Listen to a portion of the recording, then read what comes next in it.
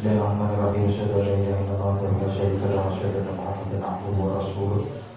Ya hadratin Nabi Mustafa Muhammad sallallahu alaihi wasallam wa ala alihi wa sahbihi wa dzurriyyatihi wa ahli baitihi thumma ila kulli maqtuba bil hamd syahadati Muhammadin tijani radhiyallahu anhu wa thumma ila hadrati abaina wa ummahatina zawjatina wa auladatina ustadzatina wa masyayikhina wa li ikhwanina al-mu'minin wal mu'minat wal muslimin wal muslimat al-ahya'i minhum wal amwat, khususnya pengarang kitab Wasyiatul Mustafa Asy-Syaikh Abdul Wahab Asy-Sya'rani radhiyallahu anhu lahu wal Fatihah.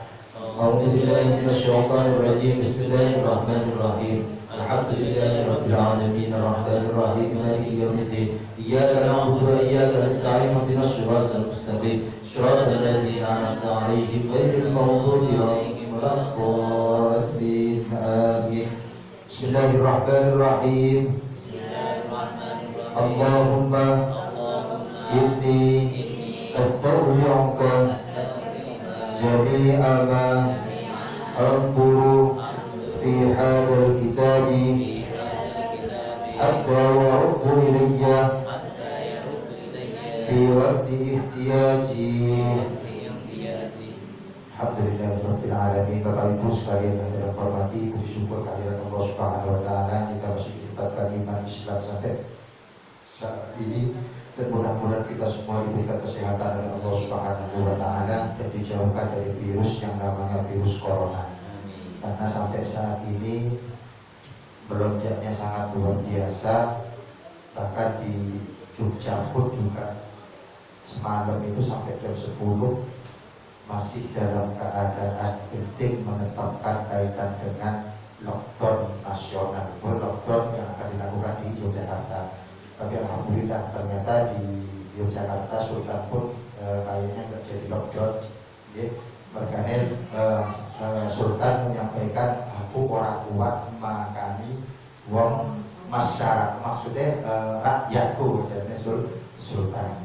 Jadi awal dewi itu benar-benar istilahnya jaga kesehatan. Ya mudah-mudahan awal dewi itu benar tersangkut lah kaitan dengan sejenis virus. Mudah-mudahan Allah Subhanahu wa taala selalu melindungi awal dewi, dan mudah-mudahan dengan awal dewi itu dekat dengan Allah Subhanahu wa taala, sering ngaji ataupun yang lain-lain, mudah-mudahan itu akan menghilangkan yang namanya wabah atau diangkat wabah ini oleh Allah Subhanahu wa taala. Amin ya rabbal alamin. Bapak Ibu sekalian yang terhormati, kita lanjutkan kitabnya, yaitu kitab Wasyiatul Mustafa.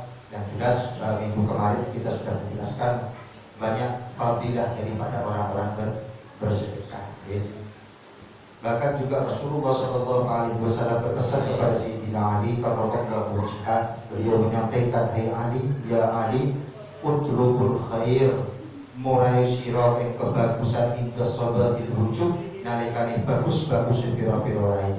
Jadi Sayyidina Ali niku dipesan oleh Rasulullah sallallahu alaihi wasallam penggolek penggawe keapian inda sababil wujud pas isuk-isuk.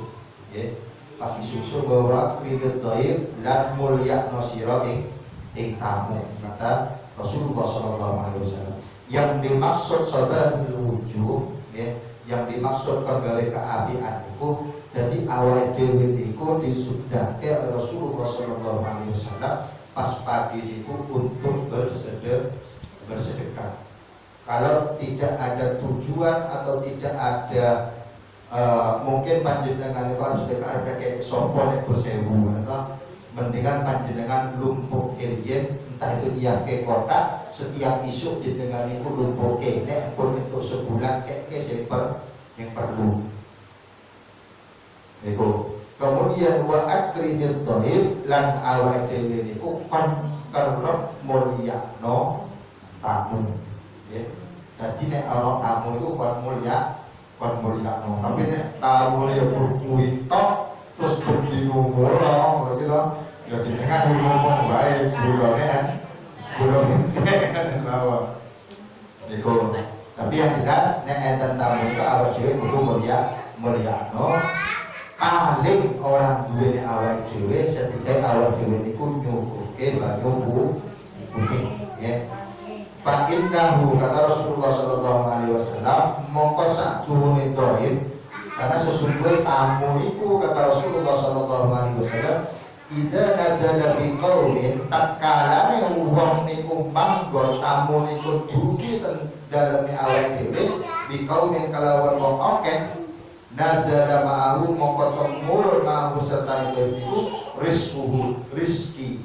Jadi Allah niku nurunkeun rezeki ten awake dhewe tatkala wonten tamu dan mampir ten daleme awake dhewe. Niku rezekine Allah, rezekine awake dhewe diturunke oleh Allah Subhanahu wa taala. Maka awake dhewe niku kon mulyake tamu.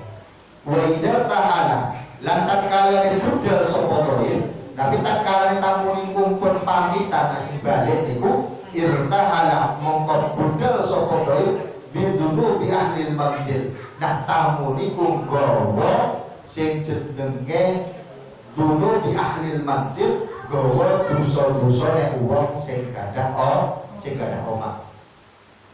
Niku makane awake dhewe niku nek kon ngurmat tamu mergane ana sesuatu yang ganjaran atau pahala yang ada di dalam niku. Fayulqiha fil bahri, seolah-olah tamu niku gawa dosane awake dhewe sing gadah omah niku digawa tengah.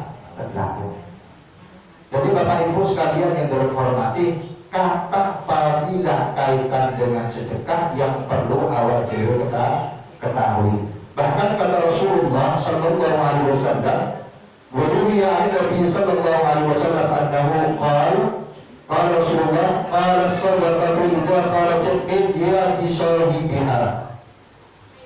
Kata Rasulullah sallallahu alaihi wasallam bahwasanya tatkala awake dhewe niku ngeki duit mungkin 10.000 nggih. Ngeki duit 10.000. Nah, duit sing 10.000 niku pun ijol, pun apa? Pun lepas saking tangane awake dhewe, pun ning tangane wong liya, nggih. Lah, duit niku mengucapkan sampai ngomong duit niku, nggih. Dadi arto sing dikeki wong niku sampai ngomong matur kepada Allah Subhanahu wa taala, qala sadaqah. Jadi kata sedekah sing disampaikan awake dhewe niku ten wong liya niku idza kharajat min yadi sahibiha takallamat bi khamsi kalimatin. Jadi tatkala niku metu saka tangane wong sing arep bersedekah, jadi niku ngomong dengan lima kalimat. Yang pertama kata Rasulullah sallallahu alaihi wasallam, al-ula kuntu shaghiratan fakabbirtani. Kemudian barang umpamane jenengan 10.000 niku matur dengan Allah Subhanahu wa taala, ya Allah, bahwasanya kuntu shaghiratan, aku ki cilik, sing dikeke wong ki cilik, dikeke ning wong. Tapi dungane napa? Fakabbartani, maka gedheke aku kanggo wong sing ngeki duit mau ning wong liya. Niku dungane. Dan itu pasti diijabah. Dari sesuatu sing dikeke awake dhewe niku donga. Umpamane sithik mongko sing dikeke niku langsung donga. Aku ki sithik dikeke wong, tapi aku gedheke rezekiku iki kanggo wong sing ngeki. Niku sing pertama, nggih. Yang kedua kata Rasulullah sallallahu alaihi wasallam bahwasanya sedekah niku matur juga wa tsaniyah kunta harisi fal'ana syirtu harisaka. Nah, barang sing dikeke wong niku juga ngomong, aku iki barang sing biyen dijogo karo wong sing mau. Nggih. Jadi barang niku dungo aku iki barang sing dijogo wong kuwi, nggih. Dan jadikan aku, kata sedekah mau niku, jadikan aku menjadi sedekah yang bisa menjaga orang yang sedekah. Dari sedekah awake dhewe niku sesuk dadi harisun. Jadi penjagane awake dhewe. Niku pahalane sedekah. Kemudian yang sing nomor 3 kata Rasulullah sallallahu alaihi wasallam, kuntu atuwan fasbabtani, kata sedekah. Yang nomor 3 ngucap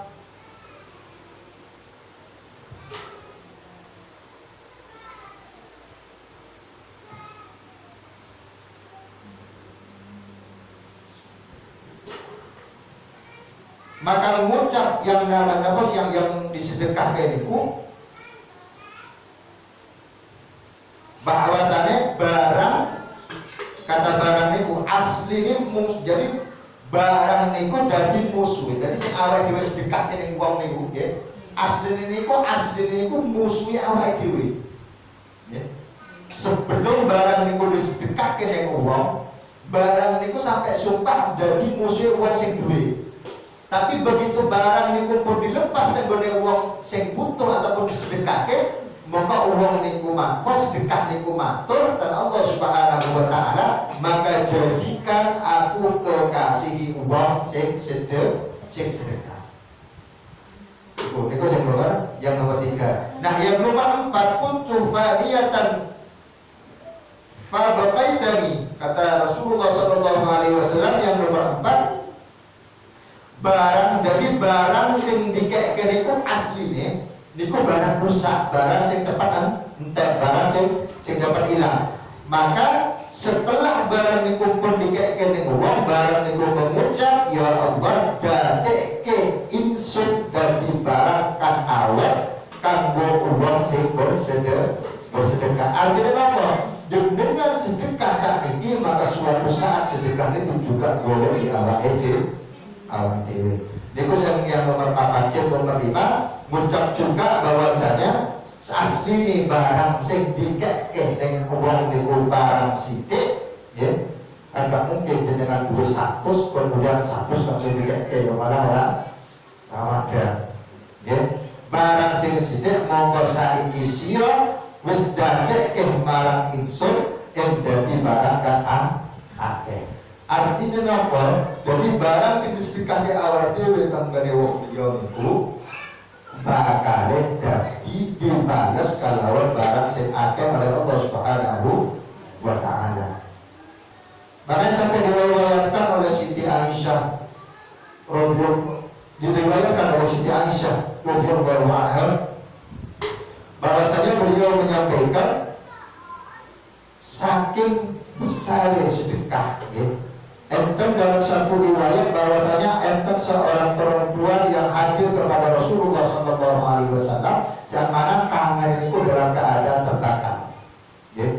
Kemudian suat kepada Rasulullah SAW, matur ya Rasul, saya suat, pengen tangan saya, tangan yang botor itu dikai Allah disembuhkan di depan Rasulullah SAW. Nah, Rasul itu malah tanggap kepada anak botor itu, wahai perempuan, kenapa kok tanganmu sampai terbakar? Penyebabnya apa? Dan ternyata seorang perempuan itu sampai menyampaikan kepada Rasulullah SAW, ya Rasul, sebenarnya ini adalah sebuah mimpi yang menjadinya nyata. Semalam kata seorang perempuan itu kepada Rasulullah SAW, aku bermimpi wahai Rasul, bahwasanya saya bermimpi sudah datang hari kiamat, juga ditampakkan neraka, juga ditampakkan surga oleh Allah Subhanahu wa ta'ala. Sehingga tatkala itu sudah dalam mimpi saya, kata seorang perempuan itu kepada Rasulullah SAW, maka perempuan itu mengucapkan bahwasanya dalam mimpi saya itu saya melihat ibu saya yang ada di neraka, ada di neraka, sedangkan bapak saya ada di surga. Itu kata seorang perempuan ini. Sehingga perempuan itu hadir dan datang ke neraka menanyakan kepada ibunya, kenapa wahai ibu kau masuk neraka? Padahal ibadahmu di hadapan di waktu di dunia bagus, bahkan pergaulanmu di dunia juga bagus. Tapi kenapa engkau masih dimasukkan ke neraka oleh Allah Subhanahu wa ta'ala? Nah, dalam riwayat itu juga disebutkan, dan ternyata ibu menjawab, mergane aku iki angkuh ora tahu ngeni, ora mau bersedekah. Namun aneh sang anak niku ternyata enten salah satu driji dari ibu niku, senajan ibu niku pun neraka, ya. Karena pun semuanya sudah berubah bara api, tapi drijine ibu ini kok ada yang bergetar 2, ya. Kemudian kita teliti kalian anaknya, kenapa kok tangannya sampai bergetar seperti ini? Nah, sampai ibu menjawab, ini kedua driji ini tidak panas katanya. Kata sang ibu, alasannya nopo, dan ternyata setelah aku walaupun aku di orang tahu bersedekah, aku mungsa umur hidup pernah sedekah mungkin tok. Yang pertama, dia bersedekah pas ada pembangunan dalam sebuah rumah ibadah, dilalah sing yang bergawe niku ketepang paku. Nah, karena orang mampet metu gede, sehingga ibu niku jiguke gombal, ya, gombal ya, timbul naleni mendarai mampet.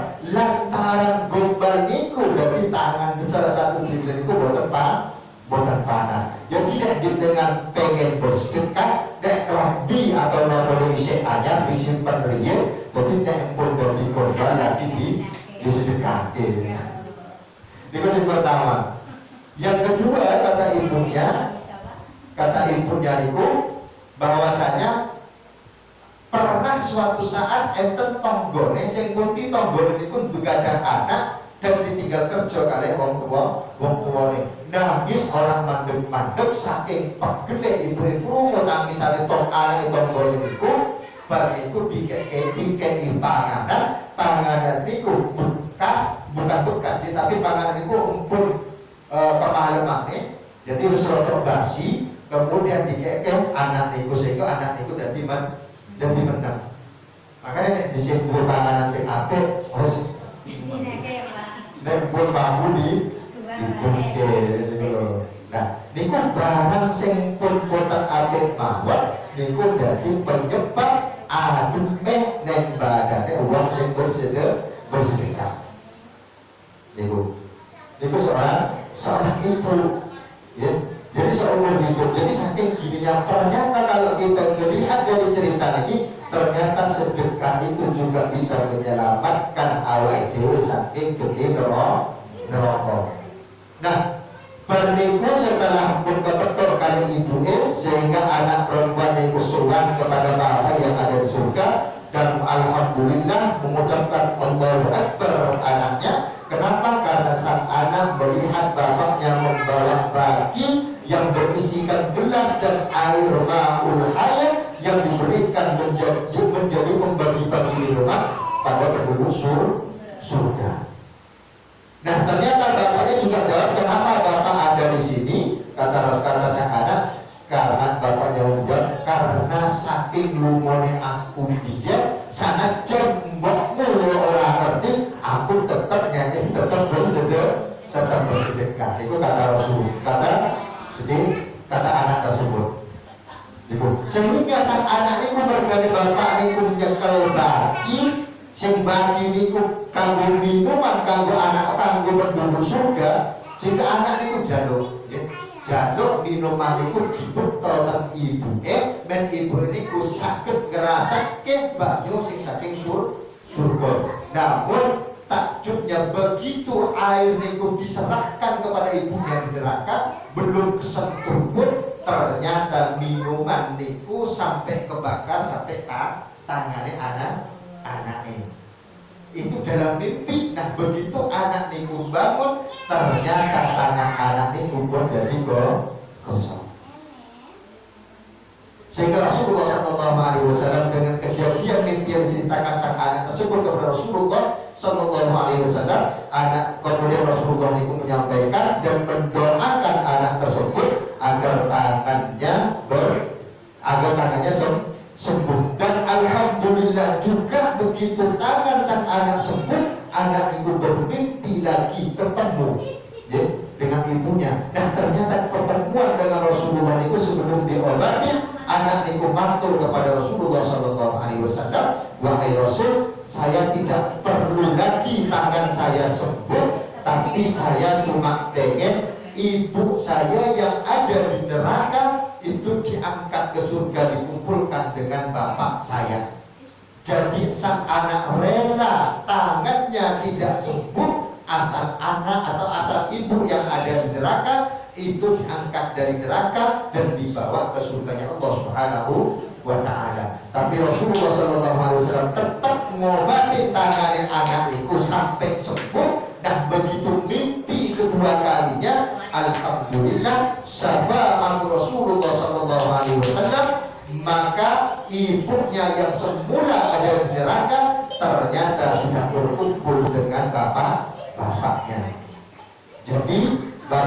sekalian yang terhormati, orang yang disebut bukan cuma anak laki-laki tok yang dimaksud dalam 3 amal yang disebut dengan anak soleh, doa anak soleh, tetapi juga solihah. Artinya anak perempuan pun juga membawa berkah kepada kedua orang tua. Ini cerita gambaran bagi kita semua bahwasanya begitu pentingnya sedekah kepada orang lain, begitu pentingnya sedekah atas harta yang kita miliki kepada orang lain, sehingga bisa menyelamatkan salah satu anggota badan kita di neraka walaupun kebakar, tapi ternyata jadi api.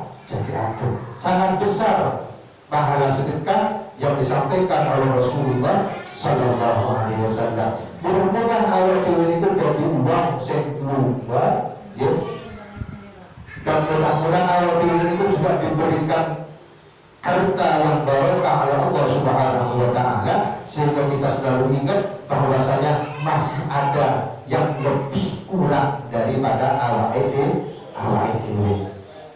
Jadi besarnya pahala sedekah dalam kitab Wasyiatul Mustafa ini membuat banyak pelajaran bagi kita bahwasanya kita harus mau berbagi kepada orang-orang yang membutuhkan. Mudah-mudahan Allah Subhanahu Wa Taala memberi hidayah kepada kita semua sehingga kita ditakdirkan menjadi orang-orang auliya, menjadi orang-orang sugih yang tercantum dalam hadis qudsi, yaitu adalah al-awliya bukanai, dadi wong sugih yaitu dadi wakile Allah.